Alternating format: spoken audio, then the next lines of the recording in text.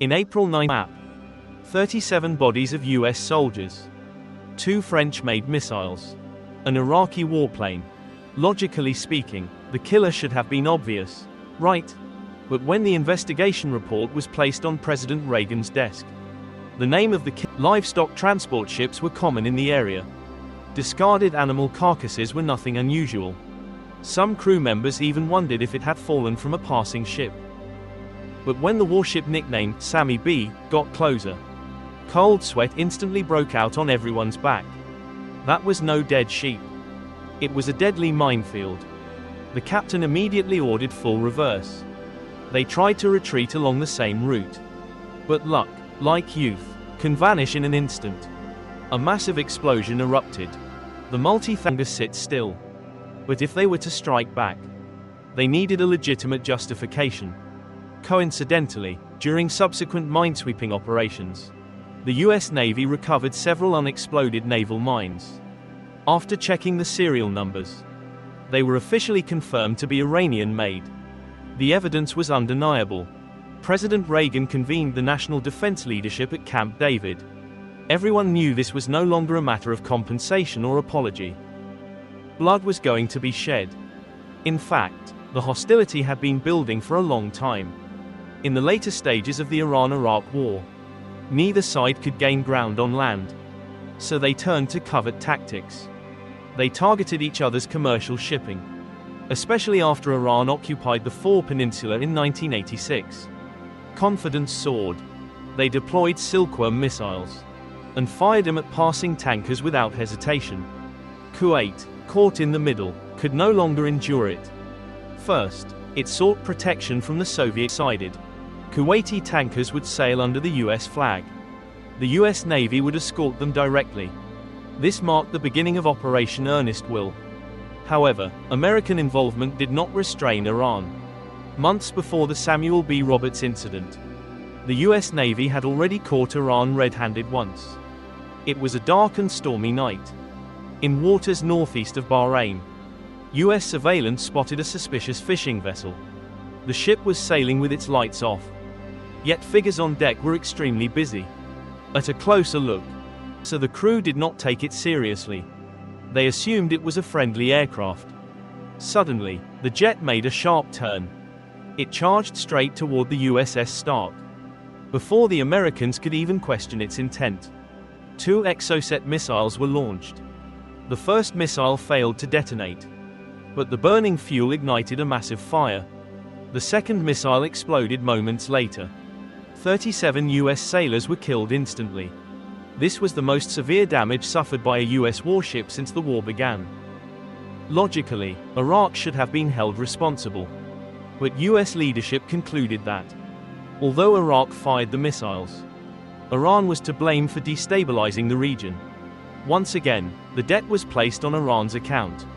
So when the Samuel B. Roberts had its keel blown apart, old grudges and new anger combined, America's patience finally hit zero. Time moved to April 18, 1988. Operation Praying Mantis officially began. President Reagan's order was simple: destroy 2 Iranian offshore oil platforms. But they pleaded for more time. But the US Navy was determined to make a statement. At 8:04 a.m., 5-inch naval guns opened fire precisely on schedule. The first salvo destroyed the anti-aircraft position. Realizing the Americans were serious, Iranian personnel abandoned everything. They scrambled onto tugboats and fled. US Marines then boarded the platform. After collecting intelligence and planting explosives, a massive explosion followed. The Sasson platform vanished beneath the sea. As the US forces continued their destruction, the Iranian Navy truly took the bait. Near the Siri platform, an unidentified warship approached at high speed. It was the Iranian missile boat Joshan, only 154 feet long, but extremely aggressive. It carried naval guns and US-made Harpoon anti-ship missiles. A truly deadly threat. The USS Wainwright repeatedly warned it to stop, change course and stay away. But the Joshan ignored all warnings. It continued its aggressive approach. American sailors broke into a cold sweat. Chaff was launched frantically. The ship maneuvered violently. The missile missed by mere dozens of meters. Once the sailboat was destroyed until it finally sank. All that remained were burning oil and debris. Meanwhile, another incident nearly triggered an international crisis. US radar detected another fast-approaching warship. Helicopters were dispatched to identify it. But its identity was unclear. No matching records existed in intelligence databases. The US commander remained cautious. He did not order an immediate attack. At 3.000 yards, the truth became clear. It was a Soviet Sovereignty-class destroyer. When questioned about its intentions, the Soviets calmly replied, "Relax, we're just here to take some historical photos." 1 minute later, this could have ignited a US-Soviet war. But this incident did not stop the bloodshed. USA-6 attack aircraft soon locked onto another target. The Iranian frigate Sahand, originally dispatched for support. It was caught off guard. The pilot initially planned only a low pass. But the Sahand opened anti-aircraft fire. It even launched a missile. That sealed its fate.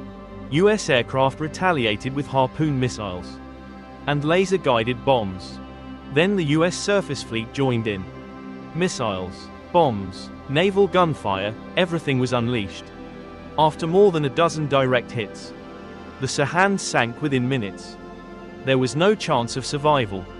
Half of Iran's naval strength was now gone. The bomb entered directly through the exhaust stack and detonated in the engine room. The ship shuddered like a balloon. Air-sea combat had arrived with deadly force. This battle was not just about warships and missiles. It was about geography, power, and the hidden forces that shape global history. If you want to understand how maps explain conflicts, borders, and world-changing events, explore more stories here on GeoMap Tales Unveiled. Because every line on the map tells a story worth uncovering.